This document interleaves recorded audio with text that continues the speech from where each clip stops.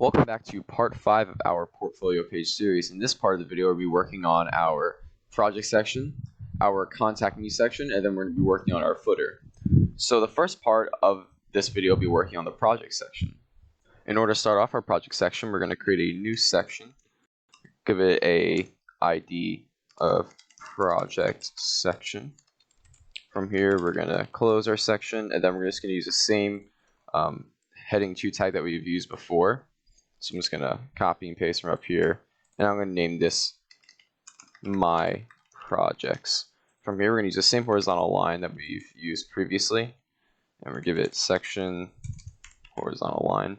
From here, we're going to define the project container that's going to contain all of our project cards. So I'm going to say division class equals card container, and make sure you close this out. So from here, we're also going to define the individual card itself. So it's going to be div class equals project card. And you just want to confirm real quickly that you have all of the closing tags. In order to create the content of our project card, we're first going to create the image that we see, that we're going to hover over to see the project description. So I've already prepared an image. Make sure all the images used are the exact same size.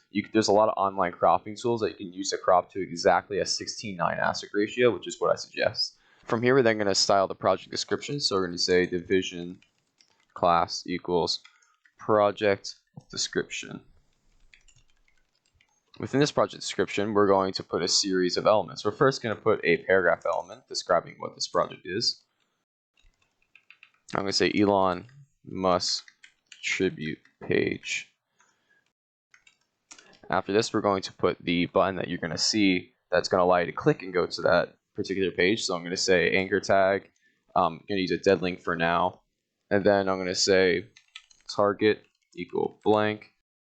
And then from here, we're going to say class equal view project button. And then I'm going to say view project as the text. And one thing I always like to do is just make sure that you have all the closing tags, something that's very easy to mess up on. From here, we need to style this massive project card in order to make it look better. So the first thing we're going to do is style the project card itself. Project card, and we're going to give it a width of 500 pixels. We're going to give it a height of auto. We're going to give it a box shadow in order to make it pop. Give it a border. And finally, give it a transition for hover animations. From here, we're going to style the image within the project card. So I'm going to say project card, and then go to the image, and I'm going to say a width of 100% and a height of auto. So from here, we're going to start styling the project description in order to put it over top of our image. So first, I'm going to give it a position of absolute. From here, I'm going to give it a top of 0, a left of 0, and then after this, we're going to give it a flex container in order to center the items within it. So display of flex, flex direction of column. Then from here, it's align items center. After this, it's justify content of center. From here, we're also going to give it a background color of black. I'm going to give it a opacity of 0. And then I'm going to give it a font size of 20 pixels, and after that, padding of 5%, and finally a transition of 0.5 seconds ease in, out. From here, we're going to style the hover animation itself. So first, we're going to make it so when the project card is hovered over, because right now, you can see it's completely hidden. When the project card is hovered, we're going to change the styling of the project description. And then within this, we're going to set it opacity of 0.8. We're going to give it a cursor of pointer. And we're going to give it a z index of 2. And by default, z indexes on the HTML are at 0 or 1. And in order to make an item go over top of another element, it needs to have a higher z index. So when we hover over this, you see it won't really be visible. So from here, we actually need to fix that. So I need to make sure when I hover over the project card, I'm going to give it a box shadow of 5 pixels, 10 pixels black, and transform scale of 1.05. Now when we go to hover over our project card, you will notice that we forgot to put a width of 100%. So your project description should have a width of 100% and a height of 100%. And now if we go to look at it, we will notice that when we hover over it, you start to see content. Now, if this doesn't work for you because you might be using a different browser, I'd suggest going with the same style up here where it's just the images. You can just hover over the certifications. This is the more simple option, but I personally think this looks better with the text over top. However, this might be more complicated for people to use. From here, we're going to start to style the project button within here in order to make it look better. So first, we need to give this a color of white within our project description. And then from here, we're going to start styling that button. So I'm going to say view project button. Then from here, I'm going to say a border radius of 5 pixels. I'm going to give it a color of white. Border 2 pixels solid white. We're basically recreating what we've done before. A width that is relative. Then I'm going to give it a font size of 15 pixels, a height of auto. Then I'm going to give it a padding of 7 pixels, margin of 0 auto, and from here we're going to give it a transition of 1 second, ease in, out, and from here we're going to give it a text decoration of none in order to remove that underline. I'm actually going to change the transition to 0.5 seconds for now. Now, when we actually go to hover over the view project button, we want to invert the colors. So I'm going to say view project button hover. I'm going to say a background color of white. Then I'm going to give it a color of black, and I'm going to make this important to make sure that the text color is black. Then I'm going to give it a text decoration of none. Now when we go to hover over this, you'll see a nice and styled view project button that will take us straight to the project we're trying to show off. If you look back at our header image overlay, you will notice that none of the links now work. This is because if we set our project description's initial opacity value to 1.0, you will notice that all of our project descriptions are now sent to the top of the page. And if we go scroll down to our project cards, you will notice that they still work in there. They can still go over top of our cards. However, nothing is able to work up here in the header image overlay as a result of these descriptions. And this also messes with any screen reader because it will detect this in the initial header and start reading it out, and any person who is blind will now be confused. So we can actually fix this by setting the position of the project card to relative. And you may be wondering how this works, because how do we just make sure the descriptions go all the way down over top of our project cards by simply adding one line of code? In order to understand this, we need to figure out what position means in HTML and how to apply it to a web page. The first thing I'm going to do is remove the position attributes from our project card and project card description. And what we're going to see now is that we're going to return back to a normal flow of the document. So if I go down to my project cards and the page loads, we can see that our project cards have an image inside of it and then an image description directly below it. And this is going to be our overlay. And we want our overlay to go directly over top of our image. So in order to understand what's happening with our page right now, we can create some diagrams. So this right here is considered the normal flow of the web page with no positioning attributes whatsoever. We have a one document where the HTML right here is the initial container block, and we have our projects down here. And within our projects, we have our overlay underneath our image inside of a container, right? So what happens is when we add position absolute with no relative positioning to our card, what happens is our overlay right here gets put on its separate out of normal flow layer. And what happens is that this overlay can now be sent to the top of the page. Because we didn't specify position relative, the initial container block of this page is the HTML. So the overlay is sent to the top of its containing block, which is the HTML in this case. This means that when we render it, we can see that our overlay is over top of our header part of the page, right? And we can understand relative and absolute positioning a little bit better in this diagram. You can see with relative positioning that when I set something to relative, nothing happens. It doesn't really move. What it does is it still keeps its original place on the web page, but it's out of the normal flow. In this case, I can set the top and left parameters of a relatively positioned item on the web page and it moves it. However, if I had an item directly right next to this, it would not be affected. It wouldn't adjust itself to move otherwise. This item still keeps its place and it's still partially in the normal flow. Now with absolute positioning, it's sent to the way top of the page because what's happening is it's in its own layer. And this is just a better diagram right here. You can see with relative positioning, it still keeps its spot. We can do some positioning code with top, left, right, and bottom to move it around, but it still is considered right here on our normal flow. With fixed, it's fixed to the top of the page. Static, it doesn't mean anything. And absolute, it's sent to the top of the page. With z-index, this just controls what items are over top of another visually. So when we go to render all this, this is the little diagram that's happening. We have the normal flow, which is beneath. We have the header right here, and we have the initial container block, right? And our overlays are sent to the top, or like far left in this case, of our container block. And when we render it, it looks something like this, where the overlay is over top of our header.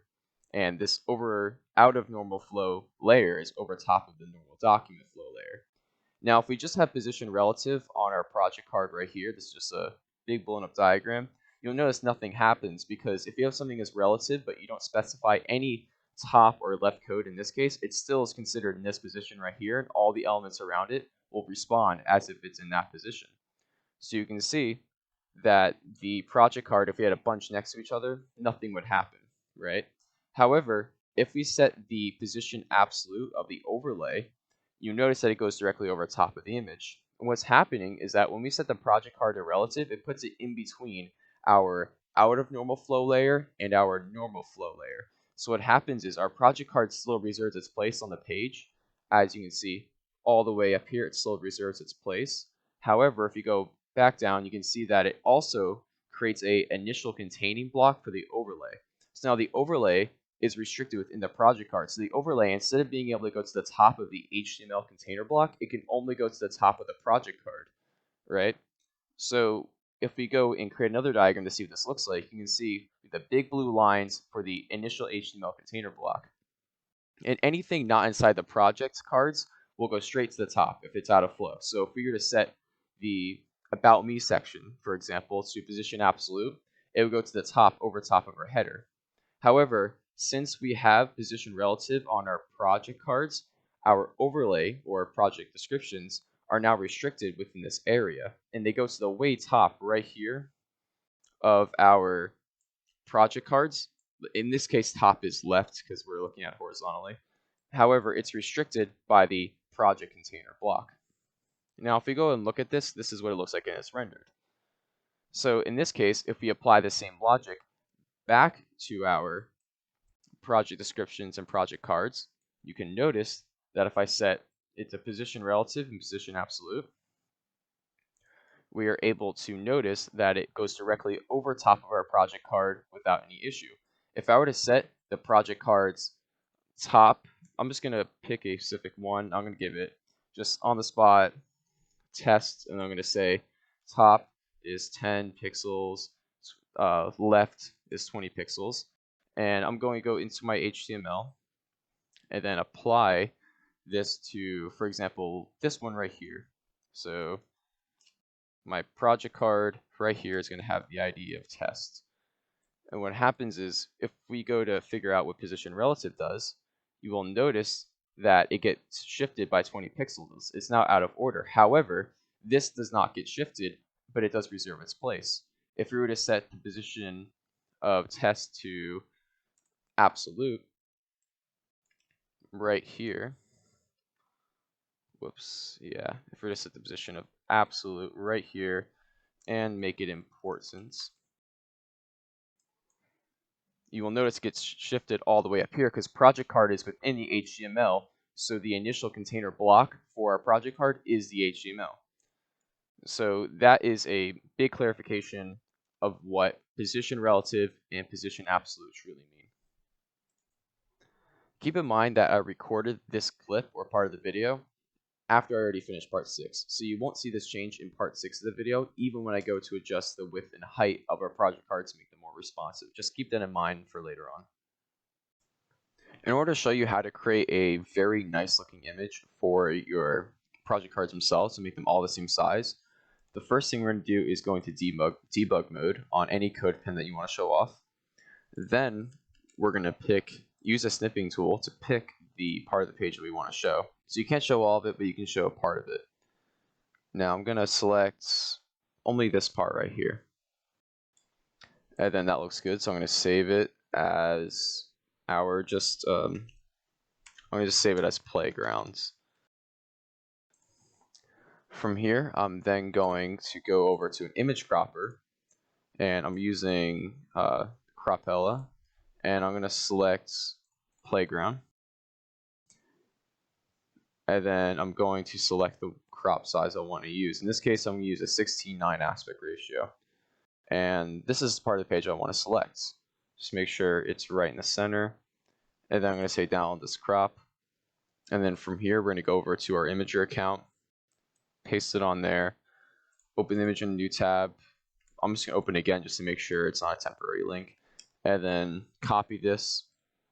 And you'll see if I go over to my project cards on the correct page, and I'm just going to need to copy the image thing again. I'm going to go over here again, copy it because I forgot to copy this before, put it in the image link, and then I'm going to say, remove that typo. Now I'm going to say this is my JavaScript algorithm playground, and then I'm going to put the link for this playground to be the full version of my CodePen, and I'm going to put it straight in here. And if we go down on our HTML, we should see another card to click on, and it brings us straight to our page. When you're building your portfolio page, I want you to keep in mind all of your certification programs that aren't exactly HTML and CSS projects. For example, if you did the data structure certification on Free Code Camp, how do you incorporate and show off all those algorithms you wrote? Because they are very cool to showcase, and they'll significantly boost your resume. So in this case, I made an HTML that showcases all of them, and it basically is completely interactive. This is something you'll learn how to do if you closely study the object-oriented part of the Free Code Camp curriculum, and you learn jQuery, which is later on in the certifications. And for example, I'm able to input race car here. It's able to tell me if it's spelled backwards as it is forwards, but race is false. Roman numeral converter, any number can be converted to a Roman numeral. Caesar cipher, reverses a rotation 13 cipher. Telephone number validator, you input any telephone number and it's able to show you if it's actually correctly formatted or not using a massive regular expression. And then you have the cash register, which acts like a real life cash register. You input all the change into the register ahead of time, then you buy a product. For example, with this price of item is $25 and a payment of $55, so it gave me $30 in change. Now, if I were to input $20, it fails because I didn't pay enough. If I do like 75.25, it gives me all the change required. And if I keep pressing on it, it keeps deducting it from the cash in the register. This was a fun little project. It took me about 5 days overall for the entire user interface and all the programs associated with it, but it was very nice to work on, and my first time working with jQuery in a few years. And you can see what I did was I just used a object that contains all of the functions inside of it as methods, and then I can just call them as I feel I need. So for example, project dot convert to Roman or rotation cipher. And this is something I want you to keep in mind when you go to create your portfolio page. From here, I went through and added 6 of my projects from this account, my certification account that I'm currently making this video on. However, I do have a previous CodePen account. So in order to showcase those projects, the first thing I'm going to do is go down to the bottom of my card container. I'm going to start a new heading 3. And I'm going to say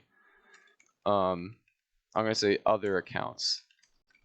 This is just what I'm saying. You can say other CodePen accounts or my Replit accounts or whatever you're trying to show off. Then I'm going to use that same text wrapper we used before, and this text wrapper is going to be a division class. I'm going to say text wrapper. Then I'm going to say I'm going to put a p tag inside of here,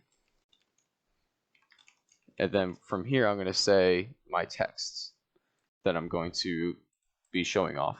Now in this case I'm just talking about what this first CodePen account was. From here I'm also going to define a new card container, and I will fix that styling in a second. So I'm going to reuse the same card container, and then just like I did up here with all my project cards, I'm just going to copy and paste the project cards from this account. And you'll see in a second, once I get this all copied in, that I just created more project card links to all the projects in that account that I want to show off. And you can see I have my standard deviation calculator, my combination calculator, which could create combinations of any string they put into it. Now I use a random chance calculation instead of using it recursively.